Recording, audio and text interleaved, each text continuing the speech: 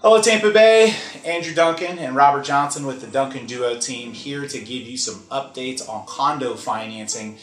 If you're a first-time home buyer or someone that's looking at buying a condo with a low down payment mortgage, you've likely run across a lot of obstacles, and for years it's been very challenging with the restrictions, limitations in place. Very few condos out there have been qualified historically for lower down payment mortgages. Yeah, and it's something that, I'm really excited about this change because I think that a lot of people really want to be in condos, and I think what holds them back a lot of the times is just getting the financing for those condos, especially first-time home buyers. So this is a huge change in the market as a whole. Yeah, so listen up, millennials. We know y'all love condos. We know you want to be maintenance free. We know you want the gym and all that stuff there.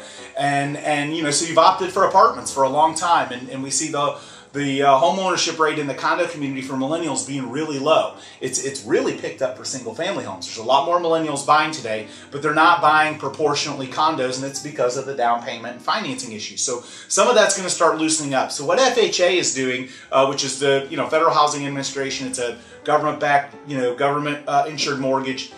What they're basically doing is they're allowing individual condo units to qualify for mortgage insurance, even when certain things in the condo association aren't met. For the longest time, the condo association had to meet really rigid guidelines, and now they're loosening that by allowing individual condo units to potentially go through that process, which is great, because there's some communities where there may be litigation going on in one building that has nothing to do with the other buildings, or so they're going to loosen that requirement. It is going to open things up, which allows lower down payment mortgages in those condo in a lot more condo communities we expect, which again will allow those millennials to become homeowners instead of renting apartments. Yeah, and I think it's going to completely change the condo market. I think for a long time, condo prices have been held down. They have been, they're ripe for coming up now. Oh yeah, it's a supply and demand thing. So now I think more people are going to be able to qualify for this financing. It starts October 1st. So if you were looking at FHA financing for a single family home, this is going to turn around and also cover condos. And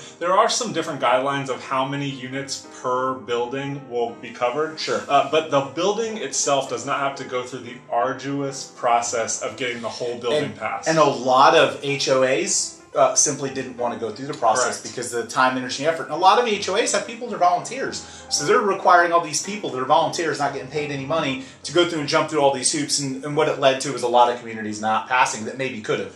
Now, hopefully that loosens it up. So millennial home buyers, first-time home buyers, condo home buyers, great new changes coming October 1 for you with condo financing. So make sure to follow us when we aren't on our Sunday radio show at 10 o'clock on WFLA News, on our socials at the Duncan Duo, and have an awesome rest of your day.